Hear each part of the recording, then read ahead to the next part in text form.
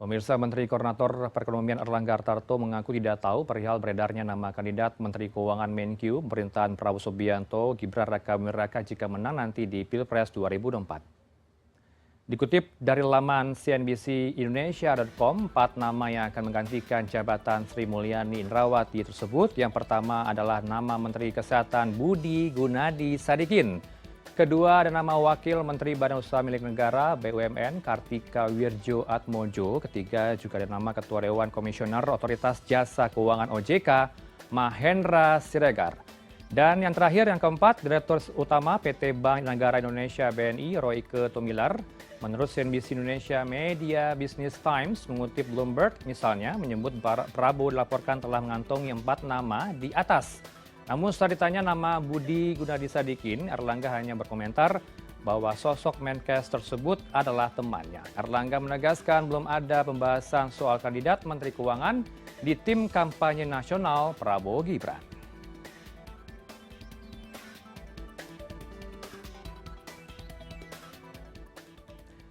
Dan untuk membahas siapa Menkyu pilihan Prabowo jika benar terpilih menjadi presiden nanti, kami bahas malam ini bersama dengan Esther Sri Astuti selaku Direktur Eksekutif Indef. Selamat malam Mbak Esa, selamat sehat.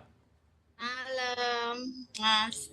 Ya, Mbak Esa, sedianya kami juga mengundang dari pihak TKN Prabowo Gibran pada malam ini, namun yang bersangkutan menyatakan bahwa nanti keputusan KPU kita harus nantikan, baru bisa berkomentar, begitu tadi statement yang disampaikan ke tim kami. Mbak Esa, kalau kita melihat 4 nama tadi yang saya sebutkan, responnya seperti apa dulu nama-nama tersebut? Ya, nama-nama tersebut sudah pernah menduduki jabatan publik, terus kemudian sudah cukup berpengalaman ya, sebagian juga sudah berkutat di bidang keuangan dan finance. Tentunya tentang APBN mereka juga sudah tidak asing karena sebagai pejabat publik mereka sudah menggunakan APBN dan tahu prosedurnya. Demikian Mas Heranov. Baik, tapi kalau melihat 4 komposisi ini, mana yang lebih kompeten Anda lihat yang mengerti soal polemik ekonomi di tanah air? Tentunya kalau kita lihat dari jabatannya ya, dari posisi jabatannya OJK ya, dari Pak Mahendra Siregar itu sudah punya pengalaman di bidang keuangan ya, sebagai otoritas jasa keuangan. Kemudian kalau Pak Kartiko sebagai Wamen dari BUMN tentu sudah berpengalaman dalam managing BUMN ya, dan Dirut BNI tentu saja sudah punya pengalaman di bidang perbankan. Nah, namun untuk Pak Menteri Kesehatan, Pak Budi Gunadi, saya rasa beliau sebagai pejabat publik sudah tahu seluk-beluk penggunaan APBN yang seharusnya dan dengan target-target tertentu. Baik, kenapa nama Sri Mulyani tidak masuk ya Mbak Esa? Anda punya analisis tertentu, apakah mereka punya sikap berseberangan dengan Prabowo, Bu Sri Mulyani? Iya, kalau yang saya dengar, Ibu Sri Mulyani ini kan orang yang dari profesional ya, dalam menjalankan tugasnya tidak hanya dari 1 periode sebagai Menteri Keuangan, tetapi sudah beberapa periode. Nah, ketika melaksanakan tugasnya ada beberapa tantangan yang beliau hadapi, khususnya ketika ada program-program yang disampaikan oleh pemerintah secara dadakan ya, atau bahkan di luar APBN, dan beliau harus menghadapi tekanan tersebut. Nah, saya tidak tahu apakah ada konflik pribadi atau tidak. Baik. Tetapi yang bisa dirasakan masyarakat adalah tekanan terhadap Menteri Keuangan. Yang jelas yang jadi menteri nanti tentunya ini dari pilihan masing-masing tim begitu ya, tidak hanya dari satu pihak yang mengusulkan. Mbak Esa. Mbak Esa, kalau merespon apa yang menjadi tantangan ke depan ekonomi tanah air, apakah sama atau mirip atau berbeda ya nanti kebijakan yang diambil Prabowo di masa yang akan datang jika terpilih menjadi presiden?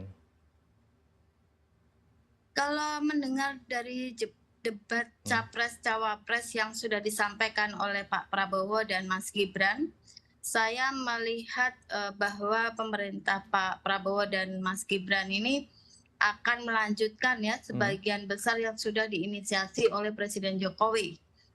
Sehingga yang harus dilihat nanti diantisipasi Hmm. bahwa ke depan ini kan akan ada resesi global gitu ya Hmm. prediksinya. Semoga itu tidak terjadi. Tetapi tahun ini kita sudah merasakan adanya resesi Jepang, kemudian Hmm. resesi UK, dan saya berharap ini tidak ada contagious effect ke Indonesia, meskipun sangat sulit ya untuk tidak memperoleh contagious effect atau efek menular, karena hubungan Indonesia dengan Jepang cukup dekat dalam hal perdagangan, ekspor impor ya, Hmm. maupun banyak investor Jepang yang ada di Indonesia. Oleh karena itu sebagai Menteri Keuangan harus bisa mensikapi ya menghadapi resesi global atau tantangan-tantangan global shock dan tentunya dari dalam negeri sendiri. 4 nama tadi itu bisa tidak mengatasi hal yang Anda sampaikan, misalkan resesi harus diwanti-wanti?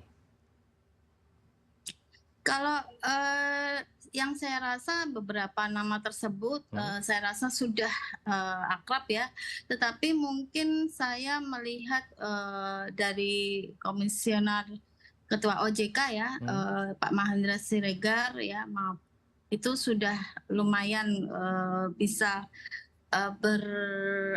beradaptasi Hmm. lebih cepat mungkin ya, karena beliau kan sudah bergerak di sebelumnya sebelum jadi OJK, Ketua OJK, beliau menduduki beberapa jabatan penting ya, di Menko Perekonomian, kemudian di Kemenlu ya. Saya rasa itu sih Mas Ya, Mbak Esa, kemudian yang menjadi pertanyaan juga bagaimana kemudian kebijakan moneter dan juga fiskal, apakah tetap mendukung stabilitas makroekonomi ke depan yang dibawa kepemimpinan dari Prabowo Gibran nanti? Mbak Esa? Kalau kita bicara kebijakan fiskal, ya kita lihat bahwa Indonesia ini kan sudah punya sumber-sumber penerimaan, Hmm. dan sumber-sumber penerimaan selama ini yang menjadi backbone adalah pajak, Hmm. nah dan cukai ya. Dan saya baca dari pemerintahan, maaf, dari visi misi cawapres Prabowo Gibran ini yang dikemukakan, mereka ada target untuk meningkatkan ya rasio pajak. Hmm. Nah ini juga menjadi tantangan karena data historis menunjukkan 10 tahun terakhir rasio pajak ini malah menurun Hmm. ya. Hmm. Nah sementara itu di sisi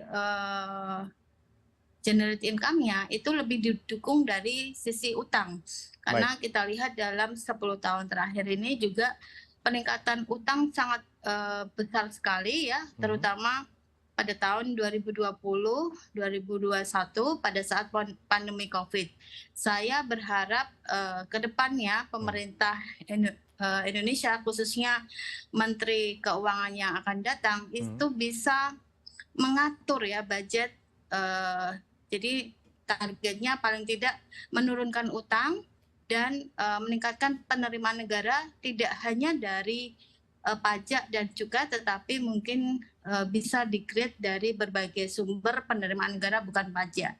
Ya, itu harus menjadi masukan bagi Menteri Keuangan ke depan ya, Mbak Esa. Mbak Esa, kalau kita simak apa yang disampaikan oleh Prabowo, janjinya adalah mempertahankan rasio utang pemerintah dan juga PDB yang jauh lebih tinggi. Apakah Anda yakin dengan statement tersebut dan juga 4 menteri tadi? Eh, saya belum yakin Mas Hmm. Heranov, karena selama 10 tahun terakhir ini ya, kita tahu juga Pak Prabowo juga menjadi salah satu menteri dalam kabinet Pak Presiden Jokowi ya. Hmm. Saya melihat bahwa utang itu masih terus digulirkan, masih terus diciptakan, Hmm. terus kemudian pajak juga hanya sekitar 9 atau 10% ya rasio pajaknya, dan Hmm. cukai juga menjadi backbone. Jadi penerimaan negara hanya berdasarkan dari pajak dan cukai ya, sebagai backbone atau tulang punggung Baik. penerimaan negara. Hmm. Saya harap devisa negara itu bisa menjadi salah satu alternatif untuk menggenerate income APBN bukan hanya dari pajak dan cukai. Baik, ini menarik ya kalau kita bahas soal makan siang gratis yang sudah masuk dalam pembahasan sidang kabinet meskipun dibantah oleh istana ya. Tapi ada sedikit menyinggung soal makan siang gratis di sana masuk dalam RAPBN 2025 isunya. Anda melihatnya bagaimana nanti kestabilan RAPBN kita di 2025 apalagi masuk makan siang gratis ini di APBN, Mbak Esa?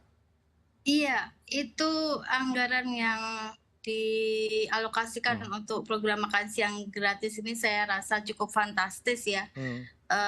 Kurang lebih sekitar 466 triliun, Hmm. hampir 500 triliun. Itu setara dengan anggaran yang dialokasikan untuk pembangunan IKN ya. Hmm. Kedepannya saya menghimbau bahwa program makan siang gratis ini tidak terlalu membebani dari APBN gitu ya. Hmm. Karena apa?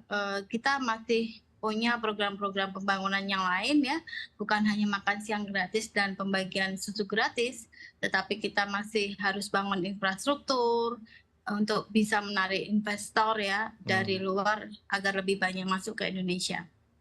Demikian Mas Helano. Akan jalan tidak ya program ini karena publik masih belum yakin dengan hal ini, Mbak Esa? Kalau dilihat tadi simulasi yang dilakukan oleh Pemda Tangerang ya, yang kebetulan didatangi oleh Pak Erlangga Hartarto sebagai Menko Perekonomian, itu bisa dilakukan, tetapi dengan catatan pertama, APBN bukan hanya sebagai backbone dari program makan siang gratis. Program makan siang gratis ini bisa di-share ke APBD juga, atau bahkan menciptakan partisipasi dari pihak swasta, karena mereka kan punya program CSR ya, sehingga saya mengharap dengan adanya sharing beban, tidak hanya dari APBN, tetapi juga dari APBD dan swasta. Baik, ini kita masih nantikan ya bagaimana dinamika nanti ketika rapat makan siang gratis dibahas nanti pada saat setelah pelantikannya Prabowo Gibran jika menang nanti di Pilpres, Mbak Esa. Mbak Esa, kalau kita bergeser soal IKN, apakah nanti IKN juga akan berjalan meskipun kita tahu yang menjadi pemimpin nanti keberlanjutan dari yang sebelumnya, Mbak Esa?